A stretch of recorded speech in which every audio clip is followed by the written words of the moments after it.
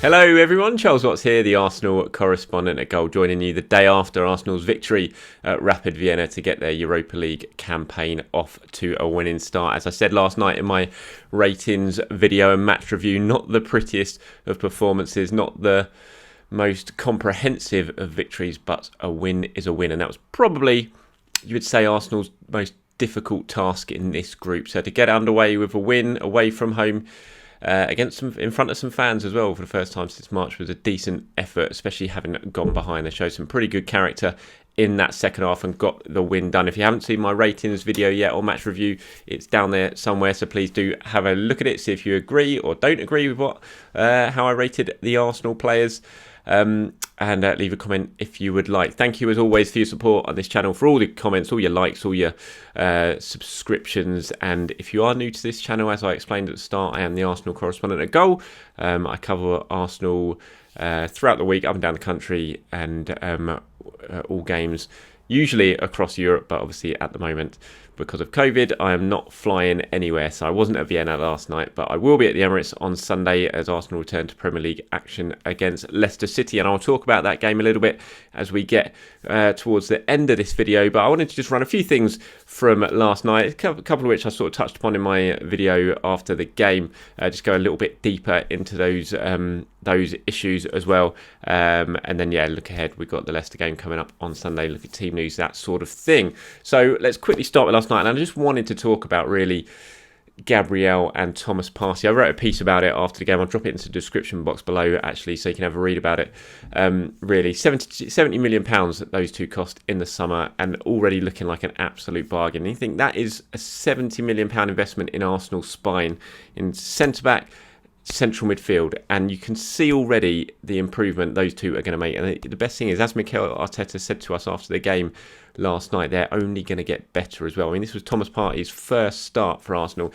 Yes, it wasn't against the best of opposition, and Arsenal were going to come up against a lot better teams than Rapid Vienna, but for him to come in for his first start after only a few training sessions with his new teammates and produce a performance like that is very, very exciting. I just think that new spine of the team, certainly in defence midfield, offers real hope for the future for Arsenal. Like I said, it's only going to get better.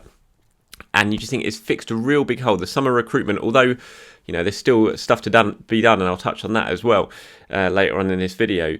That summer recruitment, the difference that it's going to make for Arsenal over the next couple of years is immeasurable, really, because they have fixed that spine. You wanted a dominant centre-back, and my word, Gabriel looks exactly that. What a signing he looks. £25 million, that's all he cost.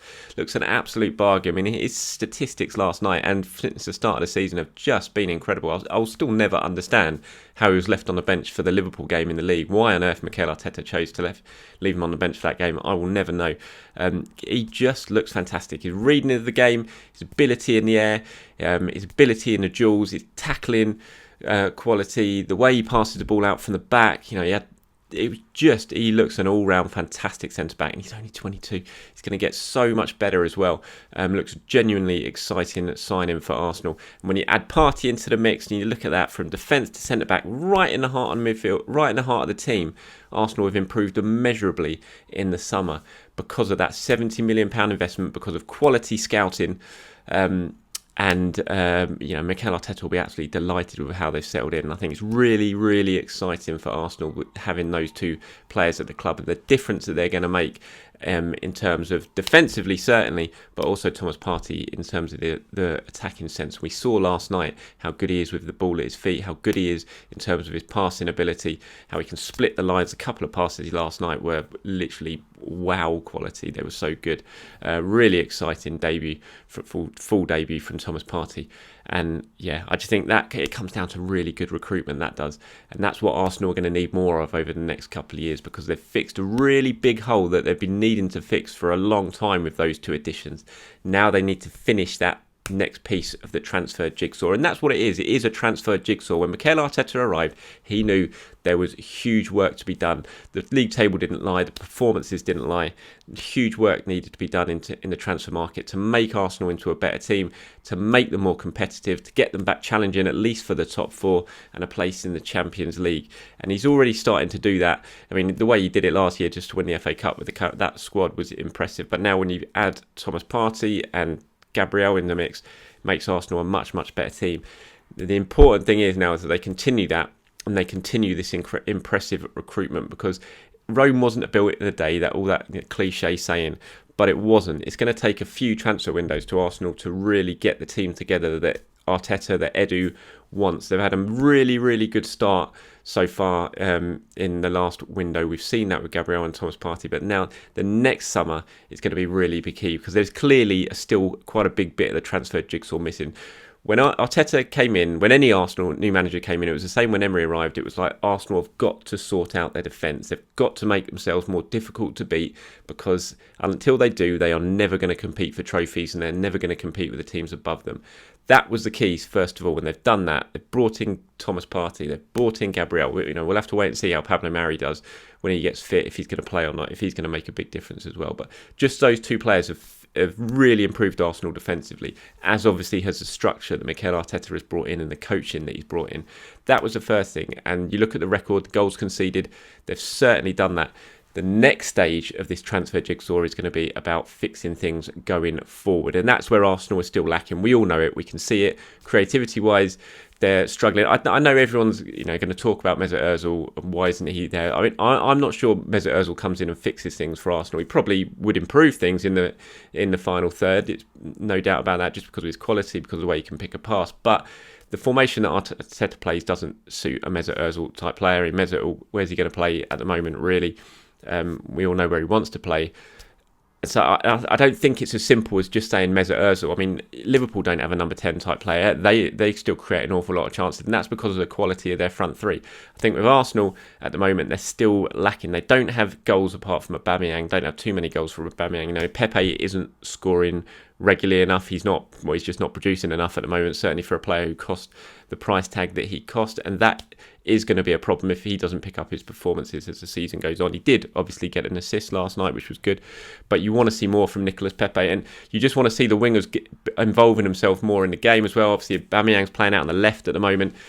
Is that the long-term solution? Mikel Arteta hasn't shown any signs yet, really, of throwing him into the central striking role. So Arsenal have got to work that out, and that's what the next few months is going to be in terms of the transfer jigsaw, the work in, how they sit down at London Colney and decide what's next in the summer. What can we do to make this squad even better? There's clearly a final piece that needs to be doing, whether that's a player of, like Houssem Aouar, who we know they wanted in the summer, they bid for, they couldn't quite get that done. Will they return to Aouar? Will he make that big difference? I think he would make a huge difference in terms of an attacking sense. Arsenal don't really have a player like him, especially with Mesut Ozil on the sidelines. And he is the type of player who's going to make a big, big difference for Arsenal. He's going to come in and hopefully add something to their attacking threat. So we've got to remember, this is a building process at the moment. As frustrating as it is, as everyone wants to do everything straight away, Arsenal can't afford to go out and fix everything in one transfer window. They've made a massive step up in the summer with the additions of Partey and Gabriel. Next summer is going to be really, really important to make the big step up in terms of improving them offensively, because that's where they're lacking at the moment. It's clear, it's obvious, everyone knows it, Arteta knows it, we know it, we can see it. And that is why the next summer is going to be so important to Arsenal. It's, as I said, slow process, but they're putting things together piece by piece to make Arsenal better again. And it's just, everyone's got to be a little bit patient. I know there's frustration out there. I know a lot of people want Mesut Ozil to come back. It's not going to happen. Let's face it, it's not. He's not even in the squad, so it's definitely not going to happen.